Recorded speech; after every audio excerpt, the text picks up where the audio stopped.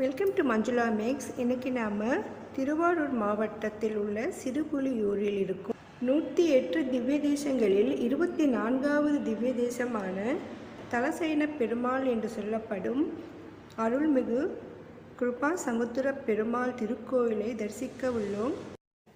சாமி, இந்த கோயிலை பற்றி, இந்த ஸ்தல பெருமையை பற்றி சொல்லுங்கள். ஸ்ரீமதே ராமானுஜாய நமஹ. ஸ்ரீ தயாநாயகா சமேத கிருபாசமுத்திர பெருமாள் திருக்கோயில் சிறுபுலியூர், நன்னிலம் வட்டம், திருவாரூர் மாவட்டத்தில் கொல்லுமாங்குடிக்கு அருகில் இந்த சன்னதியானது அமையப்பட்டுள்ளது. இந்த சன்னதியில் பெருமாள் கிருபாசமுத்திர பெருமாள் பாலசயனமாக தெற்கு நோக்கி சன்னதியானது அமைக்கப்பட்டுள்ளது. ஸ்ரீரங்கம் போன்றே தெற்கு முகமான சன்னதி இது.